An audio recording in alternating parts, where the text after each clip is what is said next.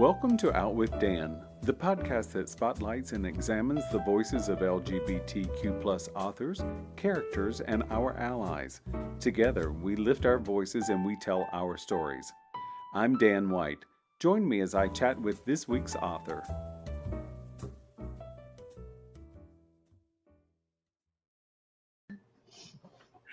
Hello and welcome back to Out with Dan. Today I'm excited to talk to Emily Sayre Smith about Smartass. I think you took what should have been the title of my memoir for you. I'm sorry. It's my editor's fault. I was actually being a smartass, and I thought, oh, maybe I've gone too far, and I wrote her back and I said, oh, I'm sorry. I was just being a bit of a smartass, and she wrote back and said, smartass, because we were struggling for a title, right? And we both laughed, and then the next day she was like, no, seriously, I kind of like it. So, yeah. I like it too. When your publicist pitched it to me, I was like, yes. I'm all over this because I feel like I already know you just from the title. Well, anybody that names their book Smartass is, They're pretty cool. They're pretty cool in my book anyway. Oh, well, there you go, Dan. So I want to sort of start off by sort of joking a little bit with you that you've had such a wallflower existence of a life. I mean, gosh, Emily, did anything exciting happen to you ever? No, nothing really. Kind of, boring. And I don't know why anybody would read the book because, nothing ever happened, Well, and now to be serious, and quite the opposite is the case with your memoir. I mean, you may rival me in the number of schools you went to from first grade to 12th grade. Do you have any idea how many schools you went to? Because you moved quite often. We did, but once we hit Tucson, then things settled down.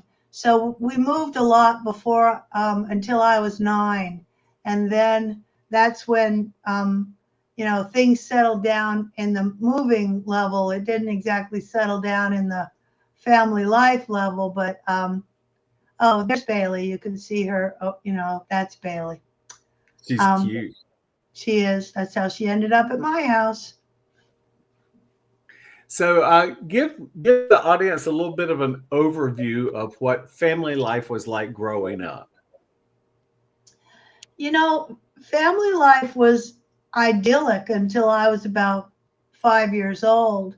And then, things started to go in the dumper.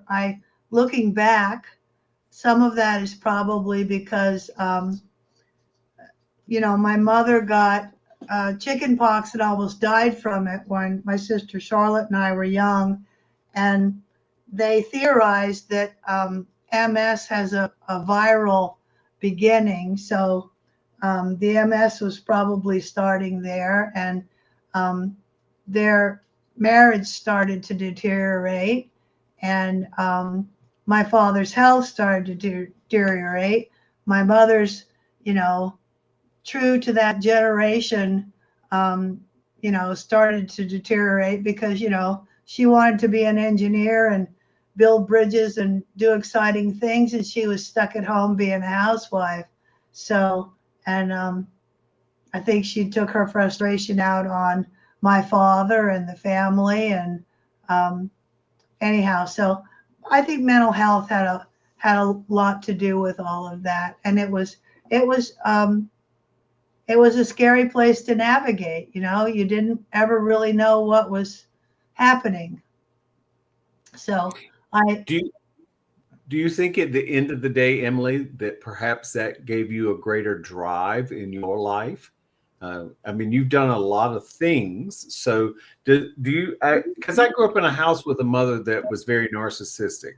And so what I've learned as I've grown older is how that affected me as a child. We have children learn to navigate from their scenarios that they grow up in. You grew up in a home that had plenty of tension. There were health issues. And I think that we learn to navigate differently than, say, maybe a child who grows up in a more loving and traditional family. Absolutely. You know, one of the things that it did was make me severely codependent, though the word makes me nauseous because I am such a little type A that having the word dependent associated with me in any way makes me a little crazy. But, you know, when your parents are so dysfunctional and they blow up your world at a moment's notice, you or I learned to basically focus on them and try and make sure that anything I could do to make their world okay, I would do. You know, you have a limited arsenal. So, you know, I don't appreciate that it made me codependent, which I've only just figured out and realized how that pattern, I've repeated that pattern in, you know, relationships all my life. You know, focusing out on other people rather than on myself. But I think I was always very driven. You know, I just came out that way. And and to a certain extent, you know, my mother told me years later, she said I scared them, you know, because I was a fearless child. Um, so you know, yes, that environment does change you, and not not necessarily for the good. Yes, I agree with you on that very much so. But then I also think that sometimes, and of course, this is me theorizing on all of life over here, but I do think sometimes that gives us a bit of, because I noticed in your memoir that early on you were intent on having a job to make money to sort of change your direction of life. And I found Yeah, I did the same thing. The minute I could go to town, because I grew up way out in the country, the minute I could go to town and get a job, it changed my life because it gave me some money in my own pocket that was mine to do with, which I didn't feel like I ever had control of. We grew up fairly poor, and so it, you know, money was very important. You know, that's the way we buy food, and that's the way we travel and live, is by right. money. And I noticed that independence in your memoir, that you realized, I think, early on, that you needed a job so you could get out, so to speak. Do you think that's Yeah, fair to say? absolutely. It got me out of the house. It you know, I'm actually thinking back to bussing tables at Molina's restaurant in Tucson. You know, it's like just hanging out with the waitresses that I thought were such exotic creatures, you know, because these were grown women and I'm like 14, 15 years old. Um, you know, and above and beyond the money, you know, there's a life, there's interaction with other people. It's like I got a lot of good um, feedback from you know, those women would tip me because I hustled, you know, and so basically I was a good kid, but you know, at home all I ever heard was that I was bad. So um, yes, I think that also helped make me a little workaholic, you know. Yes, I do understand that. And at 62, I'm not so sure I like that life anymore. I think I just sort of like somebody just send me the check and I don't work so much anymore, but that doesn't quite happen yet. So I'm still working Well, yeah, toward yeah. it. So um, you went off at some point, you went off to London yes. and well, you started, how old were you when you started taking ballet class? I started taking ballet. Peggy Paver was my best friend. That was third grade, so I think I was 8. Um, and then when I was 15, I got a scholarship to San Francisco Ballet School. Um, and then, and you know, the driven child, I graduated high school early because, you know, I was going to be a ballerina. I don't need no stinking education. I'm going to be a ballerina. And but my father died, and that put a crimp in the plan. So you know, my mother was like, "Look," because I said I'm going to New York or London, and she said, "You know, please go to London. I'll go with you, and I'll give you a place to stay and all that kind of stuff." So um, that's kind of how that all happened. And that was quite an education. Yes, I suspect it was. Something you mentioned in your book, something similar happened to me one time on a flight back from London. There had been a bomb found on a train, so all of the trains were running at half speed. So I made it to the airport late and I missed my flight. And I remember when I got back to America and I was telling some coworkers about it, some people were like, well, that's what you get for going to such a foreign country. But I'm like, but then, a few years later in this country, we have some of the same things going on. And it's like all of a sudden it's not just them, it's everywhere in the world. But Right. you mentioned being stopped at one of the tube stations because of IRA activity. So I know you were born in Texas and then you moved to Arizona. How was Right. that experience for you? Because that's something you didn't have to deal with at that time in this country's history. So what was that like? Was it exciting? Was it crazy? Was it scary? Um, it was all of the above. Um, this is 1974 to 1976 when I'm in London. The IRA is very active. They're blowing up a pillar, the London equivalent of a mailbox, right? And it's serious stuff. People are being hurt and killed, and you know, I I was in a train in Oxford Circus, and, they I'm so sorry about that. That's all right. Um, Not right. they evacuated the train, and um, suddenly you are faced with, oh my God, am I going to die in a bomb blast here in the tube station? Um, and one of the scenes I write about was working at the Opera House, and we had a code for if there was some event in the Opera House, and it was Madame Butterfly, and Butterfly's on her knees about to commit seppuku, and all of a sudden the safety curtain comes down. She's singing her heart out. It's her final aria of Butterfly.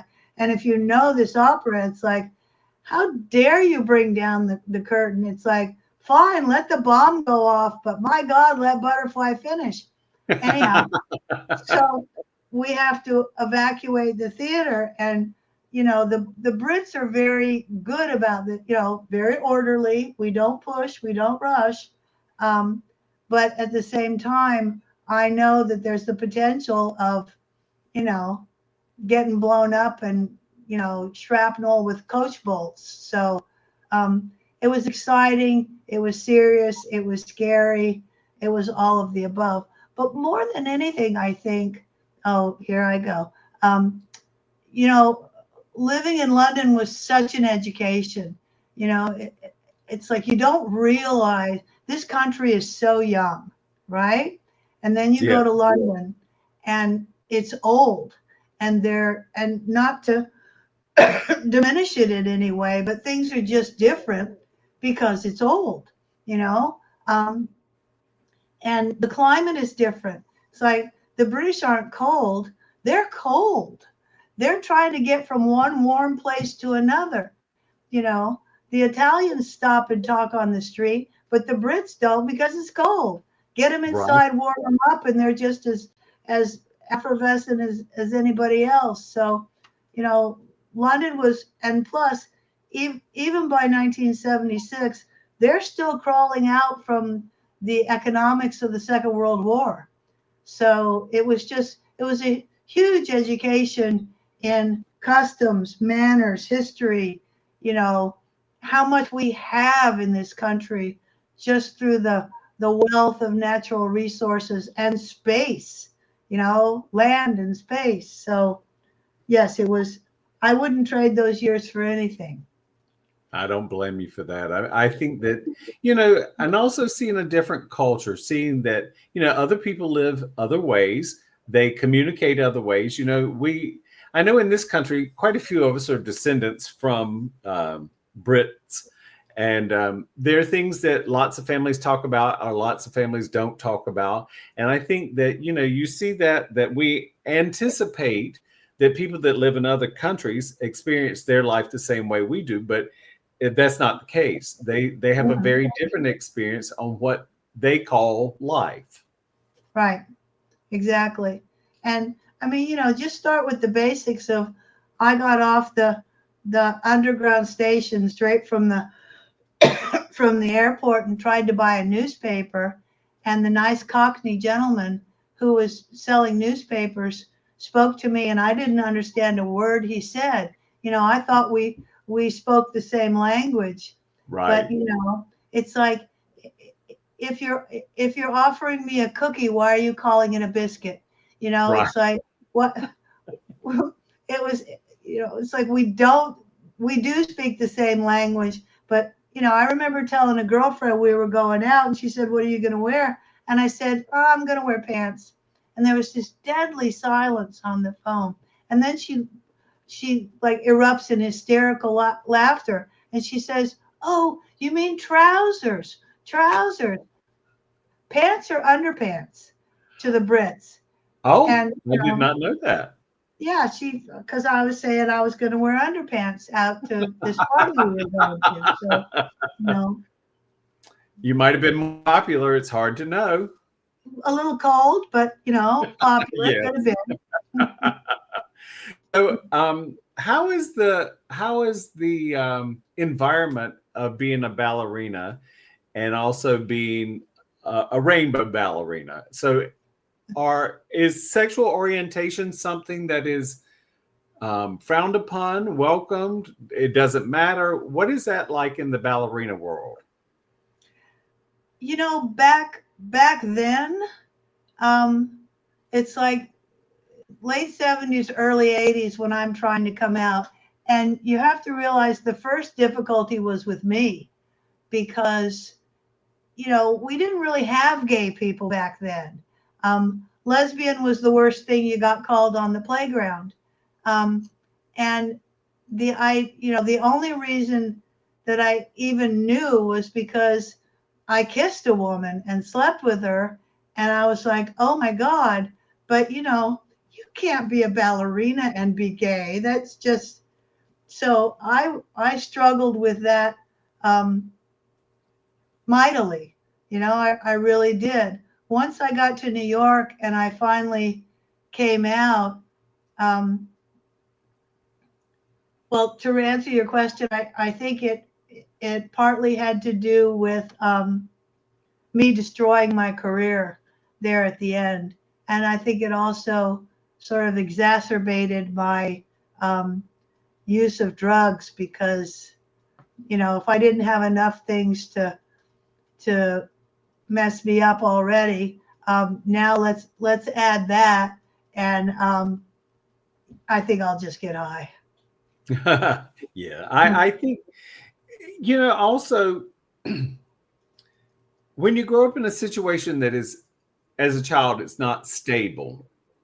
Um, and you came from a family with some pretty tough dysfunction, and I think Mhm. it creates an overachiever in a lot of ways. But then when overachievers are not overachieving, they look for other ways to supplement that high. Because when you're an overachiever and when you're successful, there's a high to that, in my estimation. And I think sometimes when the high goes away from achieving what we want, then we find that high somewhere else. Yeah, and it, it's a it's an odd thing. As a dancer, trust me, being high does not make it any easier. It makes it much more difficult. But in some ways, I think I did it on purpose. Now, whether I did it to destroy my career, I did it because being a ballerina by itself just wasn't hard enough. I need to make it harder. Um, I'm, and I've thought about this a lot. I'm not completely clear, but yes, but I think mostly, I think addicts use because I'll say this for myself. I couldn't stand the way I felt. I was overwhelmed with feelings. and I needed to make that all go away. And which I think was why I was, semi-suicidal all my life, was because I felt so many things that didn't all make sense. Um, but if you get high or drunk, then you don't feel those things so much anymore. So, Yeah, we um, yes, the achievements serve, but drugs are instantaneous and faster. So, yeah, and well, and not to make life too simplistic, but I think that is what draws a lot of people to drugs. I just learned that a friend of mine from years and years ago, their child OD'd, and I was like, it's just heartbreaking. And you think, wow, they were young, they had so much ahead of them, but that's not really the way the brain is wired. Sometimes things go on in our brain and we're overwhelmed, and then we act out, and things go wrong. So and that's a very simplistic way of life, looking at life, but it's not fair for any of us to sit and judge someone else's life, because we don't know what that life is like. We only get one, and that's the one we have. right. Well, I think that's why, my experience with getting sober and Alcoholics Anonymous, and also just some serious therapy in the last few years. You have got to be able to go and talk about it, you know, and, people in AA won't judge you or any of the other recovery programs, because they've probably done and thought some of the same stupid shit that you did. Um, and, for me, once I get that shit out of my brain and into the sunlight, it, it tends to blow a little bit of the stink off, and I can look at it more. Um, and sometimes I don't even know the things I think or feel until I say them out loud. Um, so I think that's why therapy and AA and things like that really help with recovery. I think a lot of addicts, it's like we just can't stand the way we feel. So, I totally agree with you on that. And I have several friends who are in recovery, and they give so very much to me just by sharing their life with me. And they openly embrace, me sharing with them. And we just get things from it that I don't think anyone could really put into words what you get from it until you've experienced it. yes. And I think if the world embraced more of, instead of everybody trying to look so fabulous, because I like to say, this is not Aren't We Fabulous Anonymous, this is Alcoholics Anonymous. It's like, I know who you people are. You woke up in your own vomit in the bathroom floor. You've been trying to snort cocaine out of a shag rug. It's like, if we all shared more truthfully, um, who we are and how we feel, I think the world would be a lot more comfortable, because we share so many things instead of this, you know, Facebook affectation of, isn't my life fabulous? Don't I look cute? Um, Yeah, I like 100%. I like sharing the stinky side. It makes me very human. 100%. And you know what? It is truth and honesty. And honestly, if there are things about your life you don't like, only when you speak truth and honesty to those things and really look at them, is that's the only way to be able to address them. Exactly. Well, Exactly. I will say you really examined your life in Smartass. You have really given us what I saw at the end is the first of perhaps 3 volumes. And I look forward to the next volumes as well. Thank you. Well, I'm halfway through the second volume, but I have to admit I've stalled terribly, partly because, I needed to give birth to this baby. And, tomorrow is my official publication date. And, that's just going to be such, I just need to get her out into the world. Let her have her own life, go tell your stories, do what you're going to do. And then I can, because next is the years in New York. And I'm Irish. I have a lot of stories to tell, and I like telling stories. Yes, and you do a great job at it, Emily. Thank you so much for joining me on this episode of Out with Dan. Thank you very much for having me, Dan. Thank you for joining me for this week's episode of Out with Dan. You can find more information about this podcast and its host at OutWithDan.com, on Twitter at OutWithDan, and on Instagram and Facebook at GoOutWithDan. This podcast is hosted by Authors on the Air Global Radio Network, and the theme music is provided by bensound.com. Join us again soon for the next episode of Out with Dan.